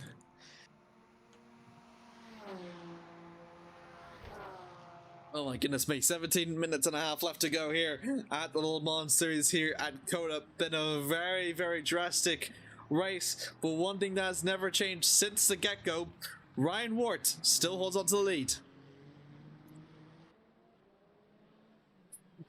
Indeed, it's okay. The Britain driver doing very, very good in his Ferrari to hold on through to the lead. What Tiger could almost replicate through in qualified.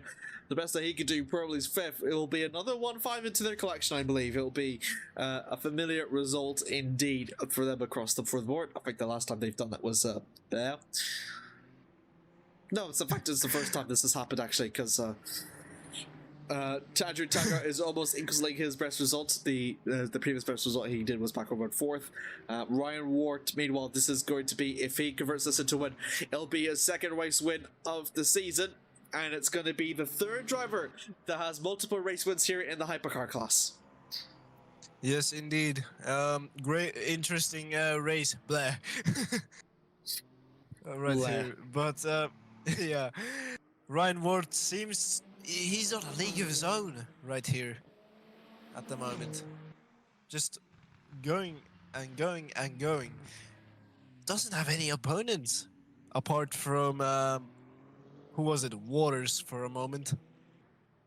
Yeah, I did have Waters for a bit, and then it just fell off a bit, or Hendricks for the time being, but yeah, Waters not being able to, I don't think managed to recover fully from that incident ahead. Down to 12 cars now for the time being. Going for turn one. He goes a bit deep. He goes a bit deep. A bit of track extending, but that's completely fine, I guess. Yeah, well, it's fine. Nature of a racing driver. It's fine if it happens.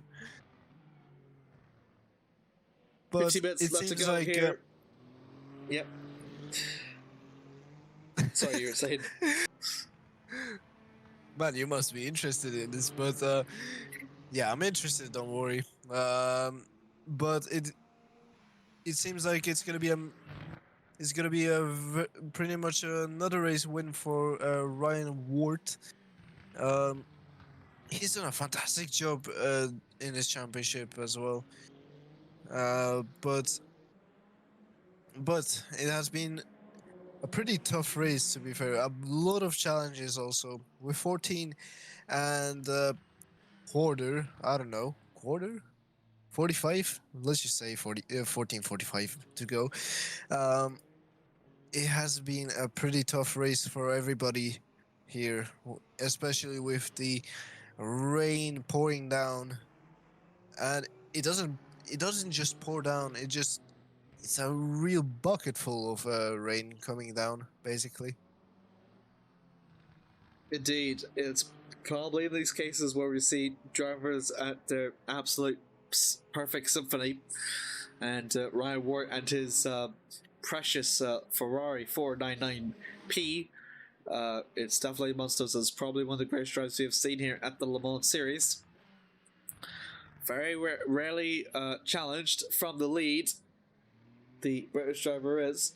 He knew what he had to do. He kind of feel the stakes at hand, having lost the championship lead to Val Peterson, and has responded phenomenally with a 30-second gap between himself and Hendricks, which is honestly very remarkable. Very remarkable indeed. Apologies for that. But yeah, it seems like it's gonna be like a class of his own, this win. And it is gonna be a very dominant win in his fashion. As he does go wide before the right-hander, double right-hander, or the slingshots, as I call it. I've mentioned it many times, have I? Yeah, you did, absolutely, especially since you've coined the nickname at the start of the stream. It seems to be your favorite corner ever since. For turn 20, Ryan Wart goes.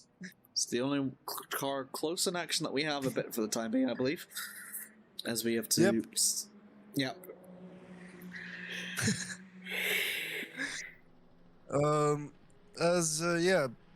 There's nothing much happening on the track currently, as Peterson is trying to catch up to Hendricks for the time being, but it does stay in a consistent 2-second gap or 1.9-second gap, as there's a lot of action happened in this race. To the people that have missed the race, there has been a lot of action happening. Kenzo having a bad start to the race, but then climbing back up, but then another fall down, and the last nail to the coffin, basically, to this race. Unfortunately, he did a very good comeback in my opinion, and hopefully next race will be better for him. Hopefully we'll see him in the next race, actually. Just looking here, Ryan on board with Ryan Ward. If he does reach around about 300 kilometers an hour on the raid, almost does so, just 5 kilometers short, and has to be really trusty onto the brakes. Oh dear, on the exit down for 12. Has to be very, very careful. Yep. A bit of a slip and slide. 11 minutes left to go here at the Cota race. Ooh. Late on the apex. You were saying? Yeah, it's very tricky, this track, to be fair, for the drivers when it's even raining. Some of the drivers actually don't have much experience because it's not really rained much here in Cota in the recent times, to be honest. But if they've done daily LMU races and lucky enough to have rain onto this track, then good for them to have a lot of experience, because having experience on this track with rain is very beneficial, because it is very unexpected to happen, to have like this amount of rain.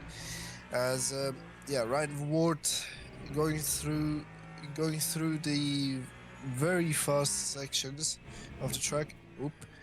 And he's been in a class of his own all of this race, as now comes the GT3 traffic. But 10 minutes remaining in this race, and a lot of things going on. But as he flashes, he wants the traffic to go away, basically, as soon as possible. But patience is the key, at least.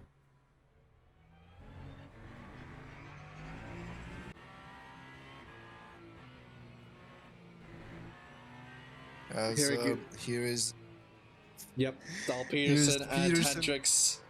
This is going to be interesting. The battle for P2. Currently, as it stands, I think it's about 10 points adrift for the way it stands. It could be going 5 points in Ryan's favor if Patterson does not make this overtake.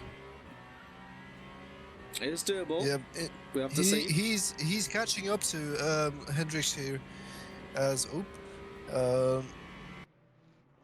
yeah, it seems like he's gonna try to get the move.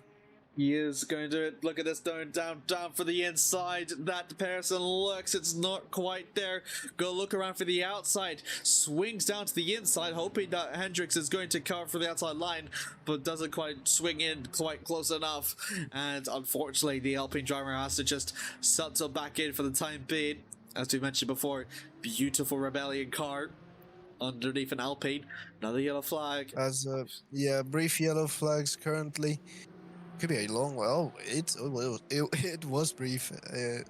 I was right, but yeah, Peterson is actually catching up very rapidly to Hendricks, but Hendricks is kind of struggling with the conditions of this track currently Oh being my wet. goodness Yeah, me. he's gone wide. He's gone wide there, and Peterson will go side by side with them down to the start-finish straight. They're wheel to wheel. They're almost touching. They're actually What? oh my goodness! Down the inside goes Peterson, but does Hendricks go for the counter attack? Yes, he does. But Peterson tries to do the switchback, but actually Hendricks plays it smart and keeps the inside line. What is going on here? No, he goes too wide. He goes too wide. And that's for Cota Peterson to swing right from the outside and take P2 away from the Canadians' hands. I cannot believe it, Yuho. I cannot believe it. In the dying moments of the race, we have a P2 exchange. Yeah, that was amazing from Peterson, and that might help his championship a lot as well. That was such a risky move, but amazing, and a bold and a brilliant move from Kenneth. Right there, as Hendricks, he breaks very late, and he does try to. Look at that, Peterson goes a bit wide. That means Hendricks will get the slipstream and might get get some of the straight line speed. Actually, Peterson has a lot of straight line speed right here. Hendricks is struggling a lot here on the straights, but he tries to have a little look, but as he thinks, yeah, it's not gonna be a good one if you dive bomb there. Hendricks has nearly double the amount, not double, but nearly 10 much of the. Oh goodness me, has nearly 10 much of the. Apologies for that, viewers. 10, I think, almost 10 of what Dal Peterson has, but still looking okay for the time being. It looks okay for the time being, but Kenneth is trying to keep Hendricks behind. Oh my goodness! He nearly goes for the outside. Actually, he's trying to go for the switchback. Actually, no, he's gonna go to the outside, but actually now it's gonna be a slipstream battle to the start from the start finish rate. But look at the power of the Alpine there. Like what? Down for the inside goes Hendricks, and look at this. Dal Peterson was not expecting it. Has to take evasive action. Has to try and carry enough speed. Gonna go side by side from the first sector. Dal Peterson still, by just a grasp of his fingers, still holds on to P2. P2. No. We've had another one up. Hendricks is off. Oh my goodness me. Hendricks is off and out of the race. Sebastian Bau takes P3. What a crash from Hendricks. Unfortunate for the Toyota driver right there. That was a big flip there. That was a massive accident. I don't think he can continue in that state. If he does continue, then that's a sigh of relief. But Yeah, he does continue. 26% now, dropped from 27%. He does still go. Yeah, he does. But he's forward. Look at that damage that has happened onto his car. Well, completely Yeah. sideways. That suspension is absolutely cooked. Has to worry about Andrew Taggart behind. If he goes into pits, the best that he can do is maybe 7th. It depends on how slow the pit stop is. But that start is completely wonked indeed, and it's not very good for Lorenzo. It's Let's very have a- unfortunate because Let's have a look on the onboard. Let's have a look in the onboard if it is pretty damaged. Actually, it's a bit wobbly, but the steering seems to be straight. Actually, he might have lost a bit of a rear bumper there and a bit of side damage as well there. But wow, that's harsh. To Hendricks. He was doing such a good race, good defense as well on Peterson, but that one caught-out moment happened, and it completely destroyed his chances of getting a podium possibly, unless Bao or Peterson makes a big mistake that could cost them the podium. But yeah, 3.5 minutes to go into this race. In the dying moments of this race, possibly is gonna be. It looks to be as Ryan Ward will win this race. For sure. And oh my goodness, it's been a massively great race that we've seen here in Phoenix Sim Sports at Cota. As Bao seems to be at least 2 to 3 seconds behind. Actually, no, 1.5 seconds, 1.3 seconds behind Peterson. he's catching up. He's actually catching up quite a lot, honestly. So this could be pretty dramatic of a finale if the way of things to stand. The Peugeot is giving his absolute all. You can see the spray emitting out of that Peugeot through turn 11. Bit sideways, and Pedersen knows he's going to be under trouble from Sebastian. Sebastian hoping to. He has a worse result of 2nd in the last 3 races, so he's going to hope to better that. And we have Lutzlaw saying "Yo," and whatever that emote is. Broke back. I see. Interesting. 1.4 seconds. Could be one. I think I know this person, but yeah, it's gonna be a bit of a tight battle between Peterson and Sebastian Bao. I think Sebastian has a very good straight line speed and also a balance of the cornering speed as well through the slingshot. But yeah. He's actually gained a lot, 5/10 through the final corner. Bit of track extend at least, almost loses it, but able to counter it. He's got one more lap to make up for that gap. It's about under a second now. Coming for the start-finish straight, he won't have another lap left to go. So this is going to be a one-and-done deal between Sebastian and Pedersen. Pedersen has to do only can just maintain the pace that he's had throughout the entire race in the wet to hold on to 2nd place, and Sebastian has to effectively give it his all, especially for that battle that he's had with Hendricks to get that 2nd place. 1 minute seems to be ticking down. We're gonna see he'll be able to cross through the line first. I think Wart might be able to do so, I'm not entirely sure. 50 seconds left to go. Powers catching to Pedersen, although it's let's see, over from the live time and screens. Sebastian Ryan Wart indeed is going to approach down through the final series of corners. Ryan Wart is actually still just about ahead through the 3rd sector, so I think he will be maybe almost the one to cross for the line for us, I believe. Forced. 1.2 seconds now. It is the gap between himself and Pedersen. He's gonna need to benefit from the slipstream, but I don't think it will ever happen. I don't believe it will be a last lap and a last chance. Wait, Bradley no, Cater actually, this might be the last lap. And he's going to do another lap. He will do another lap. The timer is slowly ticking down. And it's going to be Ryan Wart.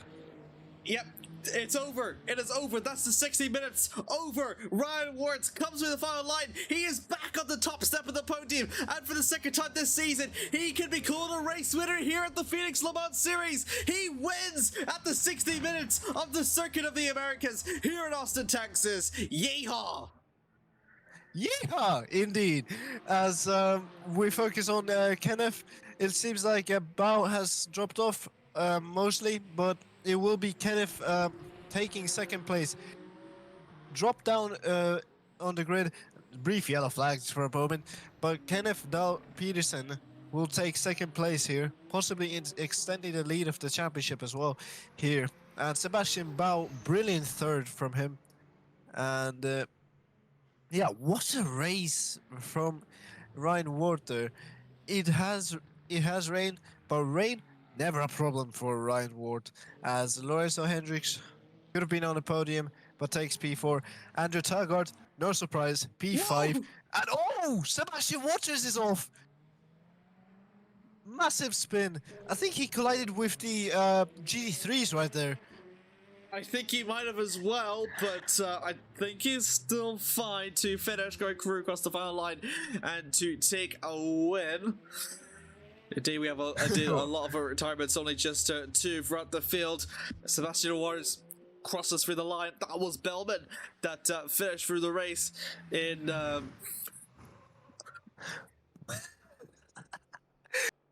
Well, there was a bit of a contact there. I apologize for the laugh there. A bit. Attention draws back down to Bradley Cater in a similar situation to what we've seen with Ryan Ward, virtually unchallenged throughout the entire field, and for the 7th race in a row, he can be called himself a race winner here through the final quarter. And the Lexus driver in familiar territory, it's another race win here for Bradley Cater. And the British driver will be extremely thrilled to keep that record rolling.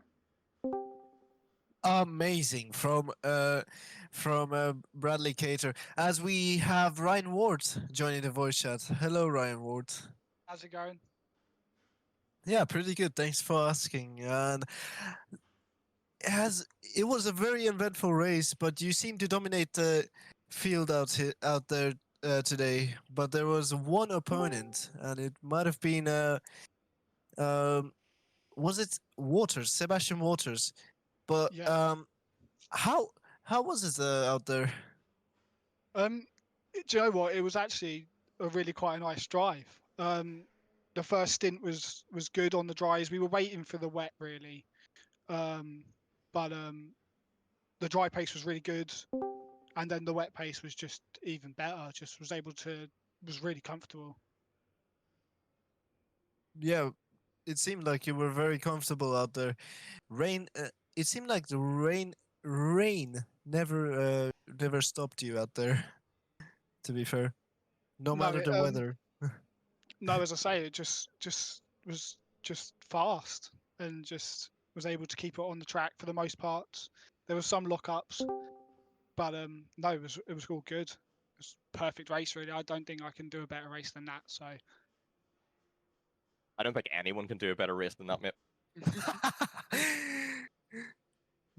Yep. But anyways, Amir, do you have anything to ask to Ryan?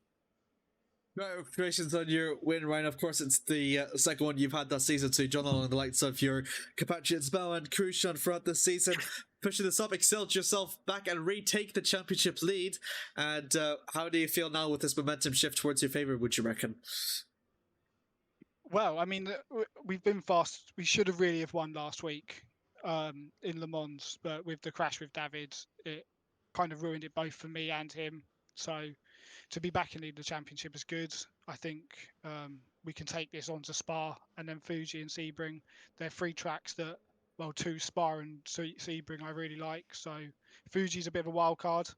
We don't know what we'll do with the rain there because it is in Japan. So we'll just have to wait and see what the rest of the season brings. But yeah, we've got good momentum going, and just keep looking forwards.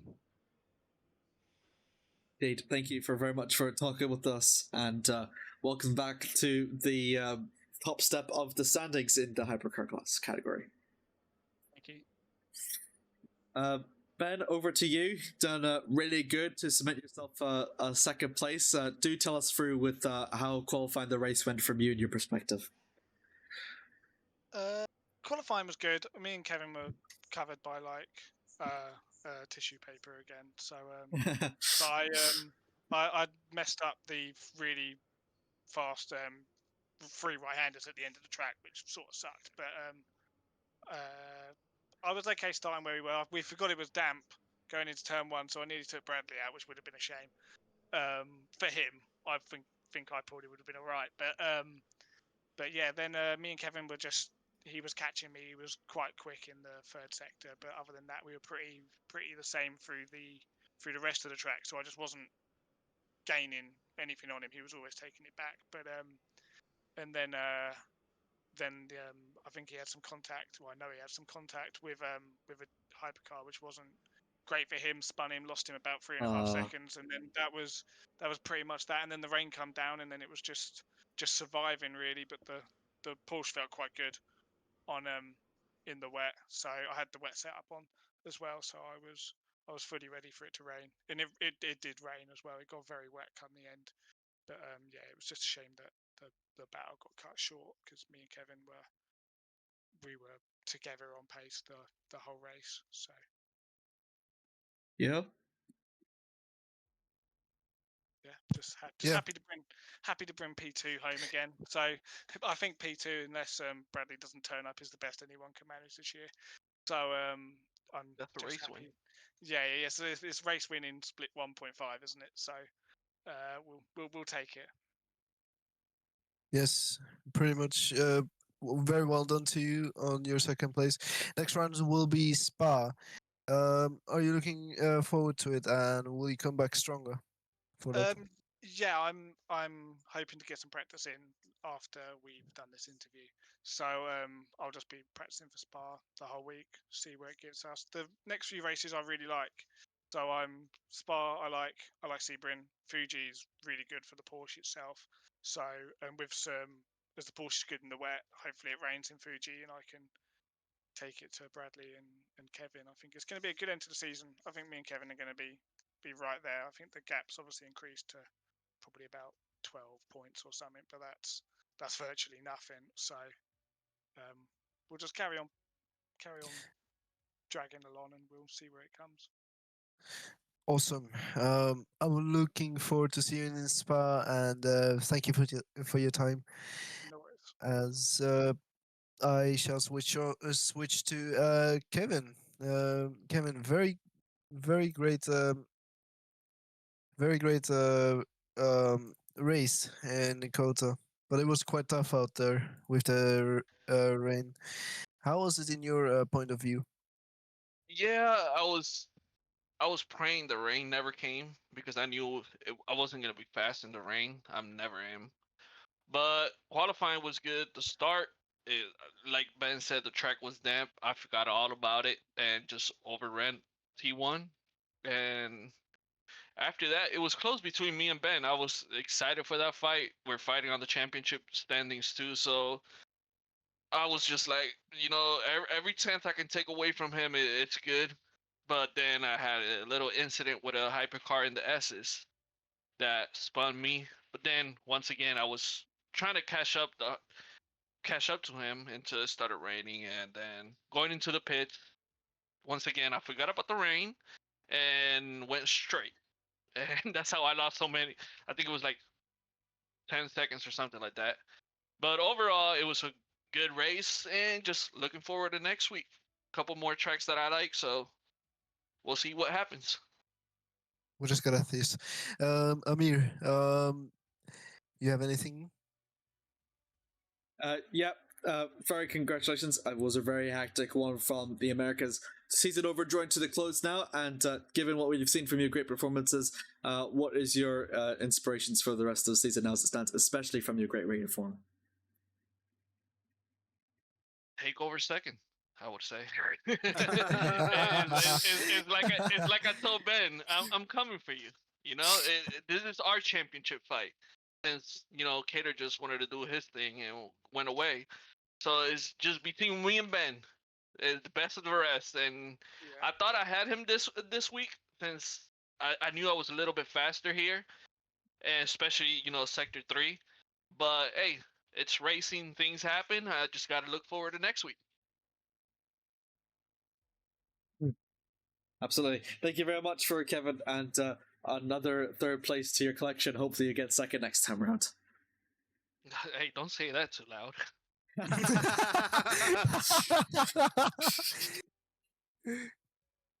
Oh, well, very big congratulations to you, and hopefully we see you challenging Ben this time to take over second in the championship. Thank you, thank you.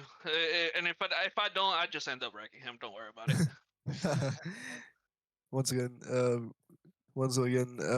very good race from you, and yeah, hopefully we see you at Spa. Yep, thank you. As we switch on to the one and only the P5 merchants, Yep. Andrew Maverick. How was it out there with a lot of chaos happening and also Oh, rain as well pouring down a bucketful? yeah, really, really tricky conditions out there.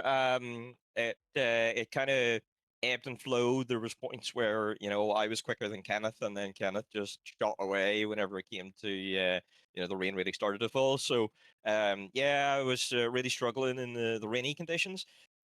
I think basically I drove the best race I could. I made zero mistakes, kept the car pointing the right way.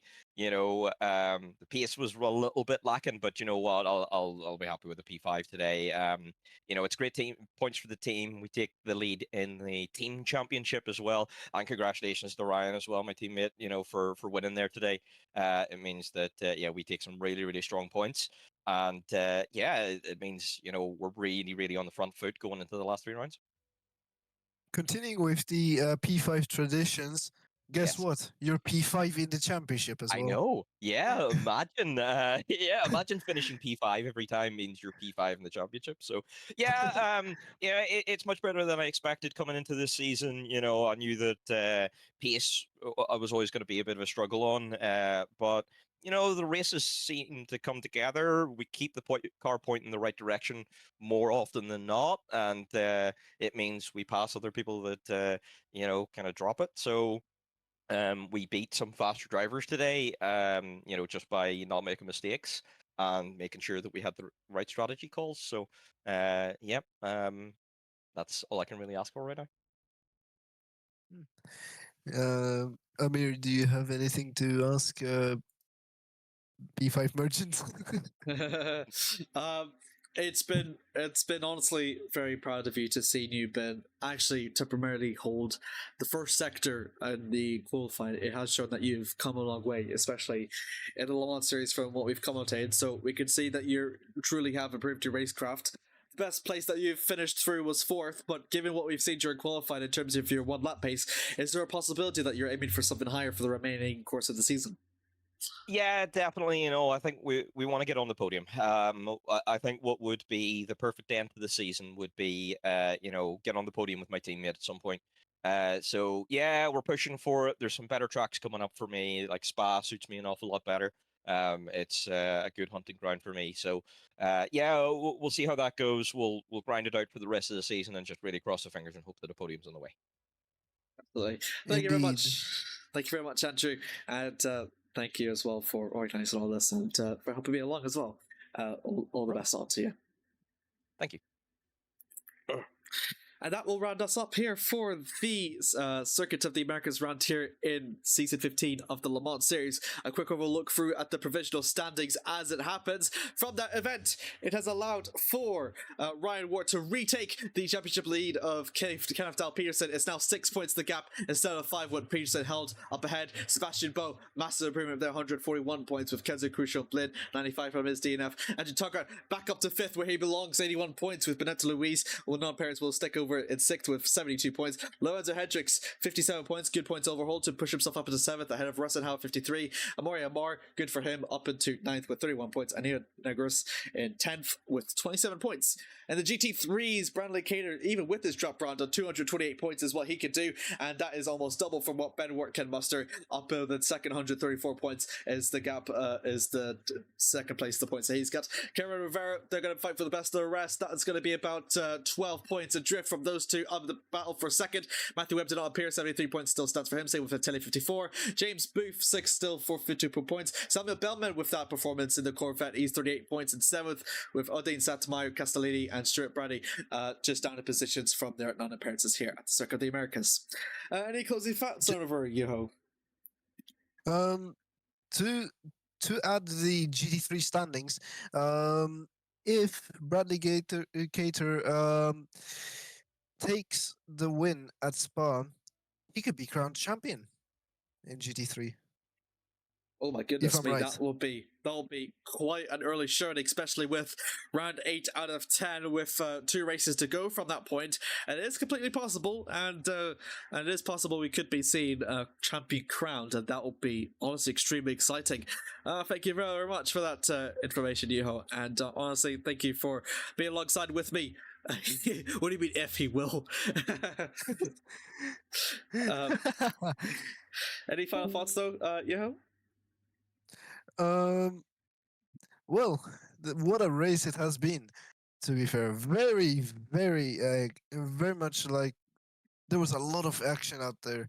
Of course, the unfortunately Kenzo, losing out on the race, and that meant my bet dropped down basically. Yeah, I could agree with you. Yeah. But yeah, but congratulations to Ryan Ward, and of course to the team, of course, of Mavericks. I forgot the team's name. Apologies for that. Miglior But, Pilota. Yeah, Miglior Pilota. Yeah. Yeah. Okay. But anyways, that rounds out my final thoughts as well. Amir, you take the control. Familiar faces on the top side of the podium. Another win for Wart's Collection and Caters, but that did not make the race any more exciting. In fact, it would have been the most chaotic in the Le Mans series. And that concludes for our round here in Texas. We'll be back over in America in the Le Mans series for round 9 as we travel over to Sebring. But meanwhile, the next race is going to happen as we return back to the European continent for one final time over at Spa-Francorchamps. A historic venue in endurance racing will meet its home again with the glorious Hypercar GT3 action. That will continue through on September 13th. At 8 p.m. British summertime. But until then, that will be it. We've got about 3 races left to go, and it makes it all the more exciting. Thank you very much to Yuho Soppinen for coming alongside with me to co-commentate. Thank you to all the drivers for participating, and to you, the viewers, for watching. But until then, I've been Red Momotes. Thank you very much for watching, and we'll see you over in Spa. Goodbye.